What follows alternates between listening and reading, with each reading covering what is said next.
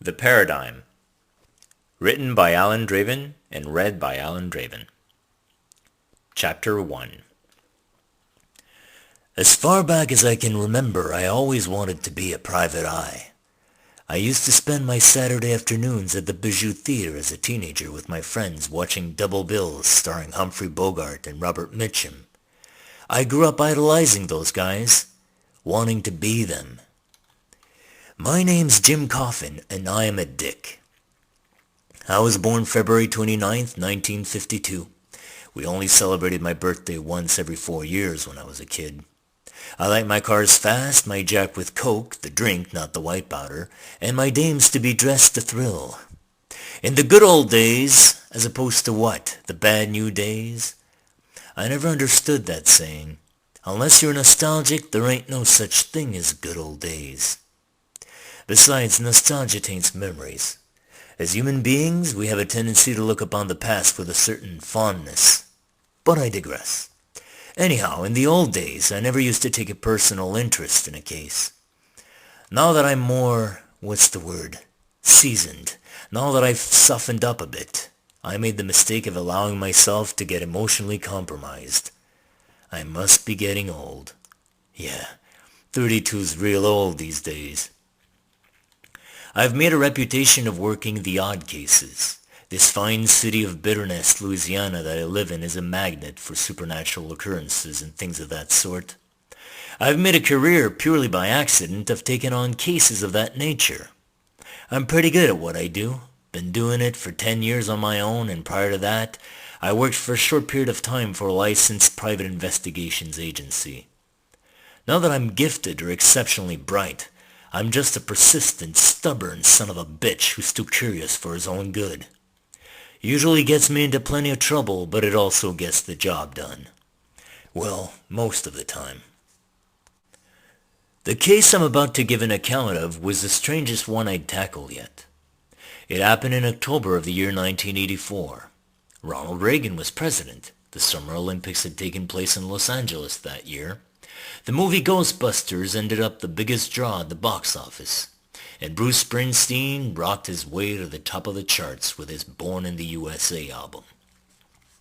As was the case with most meaningful things in life, that day had started out like any other day. Another foggy, damp October morning in Bitterness. I drove to the office in my black 1967 Cadillac Eldorado. I got there a good while before Betty, my secretary, which rarely happened. Most of the time she was at the office a full hour before me. My office is located in Old Bitterness on what is commonly referred to as Boulevard of Broken Dreams. I share the building with two other tenants, an accountant and a small law firm. I walked past Betty's desk and into my office. I left the door open in case the phone rang on Betty's desk, or if someone were to knock I would hear them. I had just sat down and was sipping my coffee when I heard an insistent knock on the door leading to the hallway. I went to open the door, and a tall dame with a cigarette dangling from her mouth stood on the other side of it. "Can I help you?" "I'd like to see Mr. Coffin." She blew a puff of smoke in my face. She looked nervous. I fanned the smoke and said, "Looks like you found him, but it's a little early for business. My secretary won't be here for another hour." "I'm sorry, I hadn't realized. I was up all night. You see, I'm an escort." She extended a hand. "I'm delicious." I shook it, smiled, and said, "I'm sure you are." Seriously, she smelled like candy and looked like an angel descended straight from heaven, wings and all. "Well, come on in. You'll catch cold standing in the hall dressed like that." She wore a skimpy purple dress right out of a pin-up book. She had endless legs, long curly black hair, and juicy lips. She looked over her shoulder in the hallway and followed me inside my office and sat, her cigarette still dangling from her blood-red lips. "So, what can I do you for?" I said, a smile in the corner of my mouth. She pursed her lips before speaking. "Where should I begin?" "From the beginning is always a good starting point," I said, lighting myself a cigar. She was fidgety, and I figured a coffee might make her feel more comfortable. "Would you like a coffee? I don't make such good coffee, but when my secretary's not here, it has to do." She shook her head. "No, thank you." Then she took a deep breath. "I'll come right out and say it. I think someone wants to kill me." I nodded slowly. "Okay. What makes you think that?" I took a sip of coffee and a drag off my cigar. "Last week, I met with a client at the Bitterness Grand Hotel. He's a regular. He calls me whenever he's in town, which is about once a month. So he called me, and we made an appointment for the evening of that day." She took a long drag off her cigarette, as if it were feeding her courage to go on with her story. "After we were done, I took a shower and left. When I got down to the lobby, I realized I'd forgotten my necklace in the room. So I went back up in the elevator to the 19th floor. I was about to knock on the door to the room when I heard a commotion inside. Then I heard a vase shatter. I could hear the voices of two men in there with my client." "What were they saying?" She shrugged. "They sounded muffled. I couldn't understand what they were saying.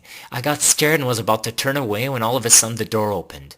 I found myself face to face with a man the size of a gorilla. He seemed surprised to see me as well. A quick glance past him allowed me to see into the room. My client was sprawled on the floor, half dead, his head all bloodied." "Was he unconscious?" "I'm not sure.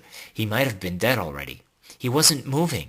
A tall, well-dressed man stood over him, a revolver in one hand.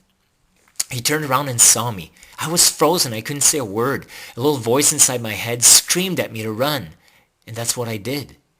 She sucked on her cigarette again, as her glance arrested itself on my left hand with its two missing fingers. She looked away after a few seconds. She probably felt uncomfortable. I have grown used to people staring at it over the years. "And what happened then?" It was my turn to suck on my cigar. "I hit the ground running. The gorilla tried to grab me, but I was faster. I heard the other man tell him to go after me. Someone came out of the elevator, so I snuck in and managed to shut the doors just before he got to me. The ride down to the lobby was the longest of my life." Again she made love to her cigarette before resuming her story. "As soon as the door opened, I ran out of the hotel and hailed a cab. I only glanced behind me as I got inside the cab, and the gorilla was running out of the elevator. I had the cab drag me to a coffee shop, and from there I took the bus back to my apartment." "Why not ask the hotel for help?" She shook her head vigorously. "I was too frightened to think. I just wanted to get out of there fast. There was a cab waiting at the door, as there always is, so I didn't think twice about getting in." "Are you sure they didn't follow you?" "Positive. But the thing is, it's only when I got home that it occurred to me that my real name was on the back of my necklace. I got real scared. If they took my necklace, and if they looked me up in the phone book, they'd be able to find out where I live." "That's a lot of ifs," I said, trying to be the voice of reason. Her eyes grew twice their size. "But they did. I spent the rest of the night not being able to sleep, and around 4 a.m. I heard footfalls outside of my apartment. I glanced outside and saw the silhouette of the gorilla along with another brutish-looking man. I got dressed in a hurry and rushed to the fire exit out back. I fled through the alley and haven't returned home since. That was a week ago." She took another long drag off her cigarette and killed it in the ashtray on my desk. She immediately took a pack out of her purse and dug in for a lighter. I indulged her, gentleman that I am, and lit her cancer stick with my Zippo. "Thank you. So you see now what kind of predicament I'm in." I nodded and pondered the situation. I drained my cup of its residual coffee and spoke. "What's your real name and where are you currently staying?" She hesitated before she spoke. "Barbara Beerbaum. I'm sure you'll agree the name Delicious gets me a lot more clients. I've got a room that I'm renting by the week at Herschel's Motel." "Not the nicest place to stay." She shrugged. "It's a bed and 4 walls, and it's anonymous. Besides, I'm only there a third of the time." "All right. Here's how I work. I need a down payment of $200. I'll expect full payment for the hours I've worked once I found out who's after you and they've been arrested. I usually don't take hookers for clients, even classy hookers, because from past experience, they've proven unreliable when time came to settle the bill. I'll make an exception for you, but let me make it crystal clear to you that no matter what happens, I'm getting paid. One of your regulars doesn't come through with a payment for your services, I don't give a shit, pay me. You get your pretty face beat up and you can't earn a living anymore? I don't give a shit, pay me. You get my drift?" She nodded. She She looked like a scared cat. I want to hear you say it. Yes, I will pay you no matter what. What else was she gonna say? It wasn't like I was giving her a choice. She dug in her purse and produced an envelope. From the envelope she took out 10 $20 bills. The envelope was stuffed with a wad of cash as thick as a Harlequin romance novel. Here, that should cover the down payment, she said as she handed me the money. I thanked her and opened up a blank folder, scribbled her name on it, and tucked the money inside with a paperclip. I'll have my secretary draw up a contract and put the details of your case in our client files. She nodded. When should I come back? Could you swing by later this afternoon? There'll be some papers to sign. I'll go take a look at the hotel room where your John was supposedly murdered, and I'll ask around to see if any one of the staff has anything interesting to share. What room did it happen in? Room 1974. I wrote it down on a piece of paper. At the Bitterness Grand Hotel, right? She nodded. What if they have someone there watching, and they hear you asking about the room? That's a possibility. It would make sense that they'd stake the place out in case you'd return there. Sometimes you don't have to find the answers. They come to you. Isn't it dangerous? She almost seemed as if she were genuinely worried for my safety. How nice. The risks come with the job, doll. Don't worry about me. I'm a big boy and I can take care of myself. I flashed her my most self-assured smile. She rose from her seat. Thank you, Mr. Coffin. I really appreciate it. She extended a hand. I got up from my chair and shook it. One more thing. How do I get in touch with you? I'll give you the number of my room at the motel. I gave her the piece of paper on which I'd written the Grand Hotel's room number, and she wrote down her phone number on it. I think that takes care of everything, for now. Come by after lunch and we'll make everything official.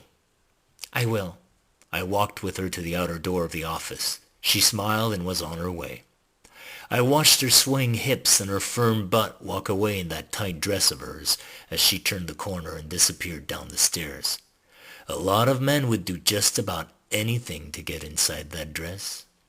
That dame was trouble with a capital T, I could tell.